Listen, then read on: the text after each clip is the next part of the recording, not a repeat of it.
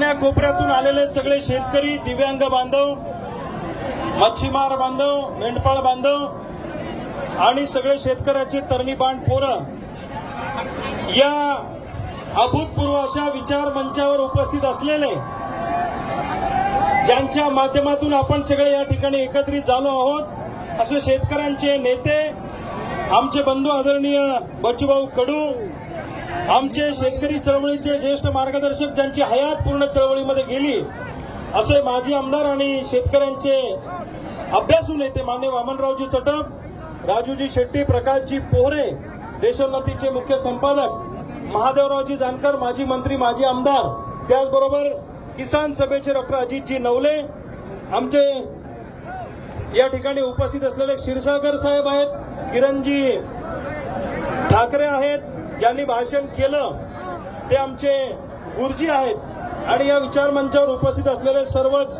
कराळे गुरुजी आणि मोठ्या संख्येनं जमलेले सगळे आमचे शेतकरी बांधव. या देशाला स्वातंत्र्य मिळालं ते बाजारातून मिळालं नाही, ते आंदोलनातून मिळालेलं, ही गोष्ट लक्षात ठेवा. आंदोलनातून, लढ्यातून स्वातंत्र्य मिळालेलं आहे. आज महाराष्ट्रातला, गावगाड्यातला सामान्य शेतकरी हा मरणाच्या दारात उभा आहे. जाती जाती, धर्माधर्मात भांडणं लावण्याचा प्रयत्न होतो आहे, आणि अशा परिस्थितीमध्ये जातीच्या मोर्चात मोठ्या संख्येने लोक जातात, धर्माच्या मोर्चात मोठ्या संख्येने लोक जातात, पण स्वर्गीय शरद जोशींनी दाखवून दिलं या महाराष्ट्राला आणि या देशाला की शेतकऱ्याच्या मुद्द्यावर सुद्धा लाखो लोक एकत्रित येतात. क्रांतीसूर्य महात्मा फुल्यानंतर, स्वर्गीय शरद जोशी नंतर, साहेबांनंतर पुन्हा एकदा बच्चूभाऊ कडूंनी शेतकऱ्याची एकी करण्याचा एक चांगला प्रयत्न या ठिकाणी केलेला आहे. महाराष्ट्रातले आम्ही सगळे शेतकरी नेते सोबत आहोत, एकत्र आहोत. ही एक अभूतपूर्व गोष्ट या ठिकाणी होते आहे, लक्षात ठेवा. आम्ही वेगळ्या वेगळ्या भागात सगळेजण लढतो, पण शेतकऱ्यांची सगळ्यांची वज्रमुठ एका ठिकाणी आणण्याचं काम बच्चूभाऊंनी केलेलं आहे. आणि हा मोर्चा अशा ठिकाणी थांबवलेला आहे की समृद्धी बंद, हैदराबाद जबलपूर बंद, सगळे रस्ते या ठिकाणी बच्चूभाऊंनी फारच सर्वेक्षण केलेलं दिसतं या रस्त्याचं.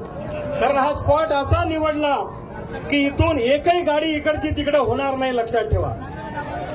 आज सरकारचं नाक दाबल्याशिवाय सरकार तोंड उघडत नाही, ही गोष्ट लक्षात ठेवा. लेकरू रडल्याशिवाय त्याची माय त्याला दूध पाजत नाही. मी सुद्धा चळवळीमध्ये गेल्या 22 वर्षापासून काम करतो. स्वर्गीय शरद जोशींच्या विद्यापीठातून आम्ही घडलेले कार्यकर्ते आहोत, शिबिरातून. आणि सोयाबीन कापसाच्या प्रश्नावर मी या महिन्यामध्ये 50,000 शेतकऱ्यांचा मोर्चा दरवर्षी बुलढाण्याला काढतो. पण बच्चूभाऊंचं आंदोलन आलं म्हणून तो मोर्चा आम्ही पुढे ढकलला, आणि याच आंदोलनामध्ये आपण सगळ्यांनी आलं पाहिजे असा आमचा आग्रह होता. तुकड्या तुकड्यात भांडण्यापेक्षा एका ठिकाणी येऊन लढलो तर आपली ताकद सगळ्यांची मोठी होईल. भावांनो, आज सोयाबीन आपलं 3,500-4 हजारानं विकल्या जाते.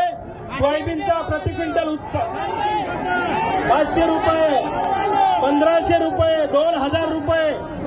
सोयाबीनचा एका क्विंटलचा उत्पादन खर्च आहे 7,500-8 हजार रुपये, आणि बाजारात भाव मिळतो आहे 3,000, 1,500, 3,500 रुपये. भावांनो, कापसाची पण तीच अवस्था आहे. मला माहिती आहे, कुठं 500 विकल्या गेलं, कुठं 1000 विकल्या गेलं, वेगळ्या वेगळ्या ठिकाणी वेगळ्या वेगळ्या भावात विकल्या गेलं. लक्षात घ्या, जातीचा मोर्चा निघाला की सरकार आंदोलनाच्या ठिकाणी चर्चेला येतं. मग आज आमच्या मातीचा मोर्चा निघाला, तुम्ही इथं का येऊ शकत नाही, हा सरकारला आमचा सवाल आहे. आम्ही तुमच्या दारात येणार नाही, तुम्हाला शेतकऱ्याच्या दारात नागपूरच्या वेशीवर यावं लागेल चर्चा करायला. हे ठामपणे आम्ही तुम्हाला या ठिकाणी ठणकावून सांगतो. हे काय सांगतात बावनकुळे साहेब, हे आले नाही, ते चर्चेला आले नाही, आम्ही चर्चा ठेवली होती. अरे 1 वर्ष झाले विधानसभेची निवडणूक होऊन, पण तुम्ही कर्ज मुक्ती करायला तयार नाही. आम्ही कर्जमाफी मागायला आलो नाही, आम्ही भीक मागायला आलो नाही, आम्ही कर्ज मुक्ती मागायला आलोय, माफी नाही. आणि सोयाबीनला जर तुम्हाला भाव देता येत नसेल, सोयाबीनचा भाव हा तेलावर कमी आणि डीओसीच्या निर्यातीवर जास्त अवलंबून असतो. डीओसी म्हणजे सोयाबीन. 4 वर्षापूर्वी 23 लाख मेट्रिक टन सोयाबीन निर्यात झाली, म्हणून सोयाबीन आपली 8,000वर गेली होती. त्याच्यानंतर सोयाबीन निर्यात झाली नाही. या देशामध्ये 100 ते 125 लाख मेट्रिक टन सोयाबीन दरवर्षी तयार होतं. त्याच्यातून 1 किलो सोयाबीन क्रश केले की 18% तेल निघतं, 82% डीओसी निघते.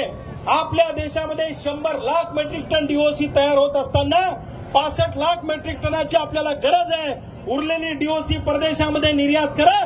बरोबर सोयाबीनचे भाव 8,000वर गेल्याशिवाय राहणार नाही. ही सरकारनं आमची मागणी आहे. कापूस आयात करण्यापेक्षा कापूस निर्यात करा, ही सुद्धा आमची मागणी आहे. कापसाच्या गाठी निर्यात करा आणि कर्जमुक्ती हा आमचा नैतिक अधिकार आहे. अरे हरामखोरांनो, तुमच्या धोरणामुळे आमच्यावर कर्ज झालंय, आमच्यामुळे आमच्यावर कर्ज झालेलं नाहीये. सोयाबीन मध्ये लुटलं, कापसात लुटलं, ऊसात लुटलं, आमच्या पिकावर तुम्ही दरोडा घातलाय म्हणून आम्ही कर्जबाजारी झालोय. तो आमचा नैतिक अधिकार आहे.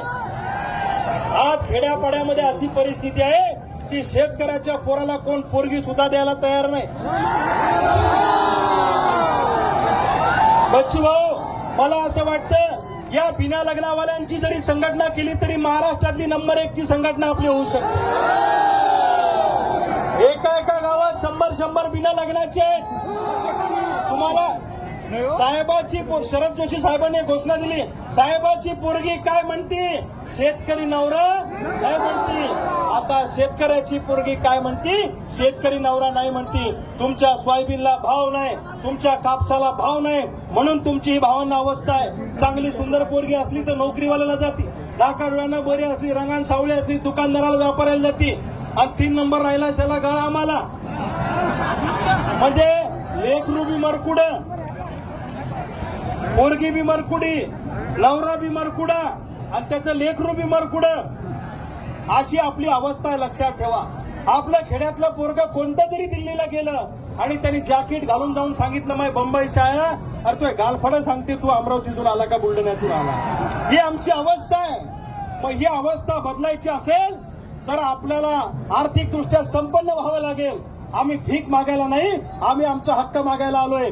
सरकारला वाटत असेल की आमच्याकडे मेजॉरिटी आहे, आमच्याकडे बहुमत आहे, या शेतकऱ्यापेक्षा या देशात कोणतंच बहुमत मोठं नाही. ही गोष्ट लक्षात ठेवा. गावागाड्यातला शेतकरी हे आमचं बहुमत आहे.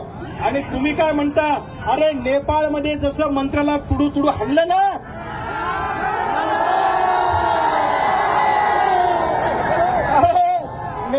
नेपाळचे मंत्री देश सोडून पळून गेले.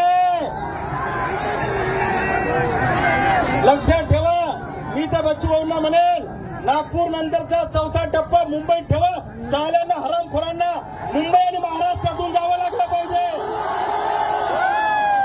त्याच्याशिवाय आपल्या समोर पर्याय नाही.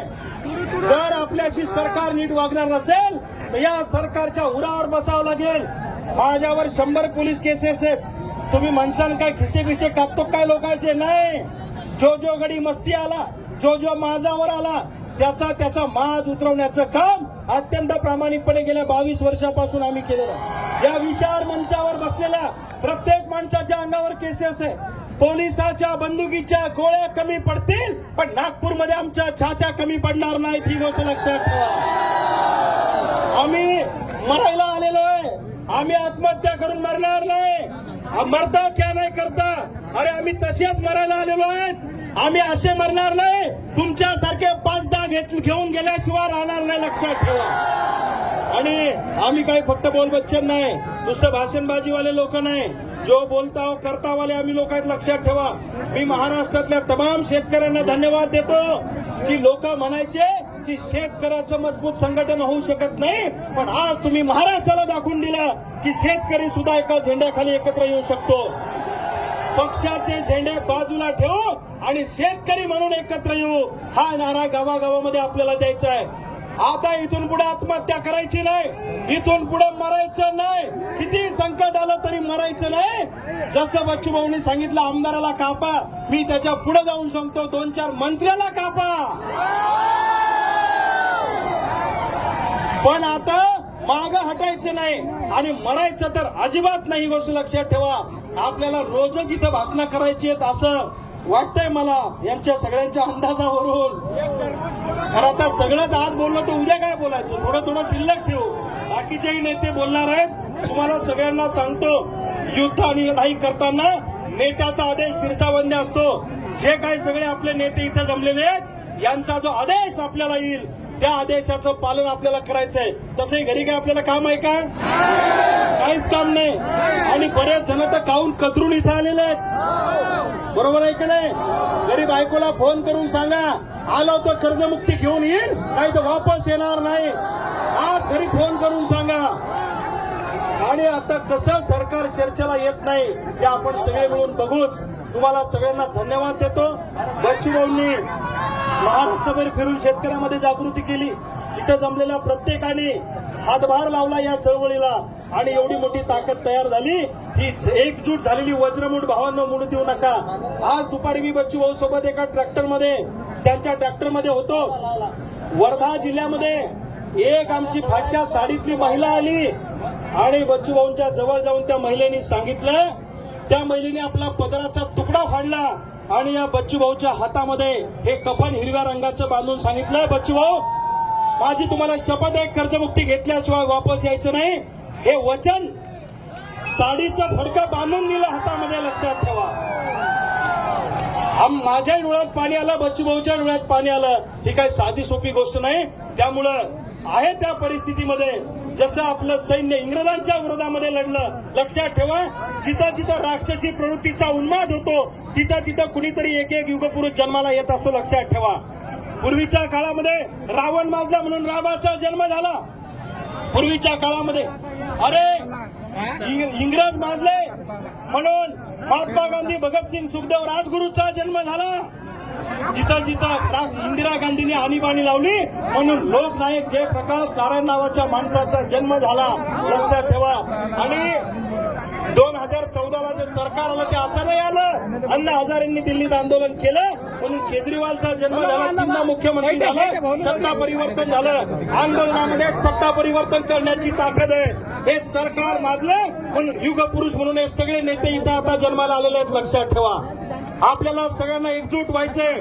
राह में खतरे बहुत है, ठहरता कौन है. मी दरवर्षी सोयाबीन कापसाचं आंदोलन हाती घेतो, पण आम्ही विदर्भापुरतं भागापुरतं आंदोलन करतो. दरवर्षी मोर्चे काढतो, आंदोलन करतो. या वर्षी आपण जेवढी ताकद लावता येईल तेवढी ताकद सोयाबीन कापसासाठी आणि कर्जमुक्तीसाठी लावू. राह में खतरे बहुत है, ठहरता कौन है. मौत कल क्यों आज आ जाए, डरता कौन है. तेरे लश्कर के मुकाबिल मैं अकेला हूं, मगर फैसला मैदान में होगा, मरता कौन है. फैसला मैदान में होगा, मरता कौन है. धन्यवाद. जय हिंद, जय महाराष्ट्र.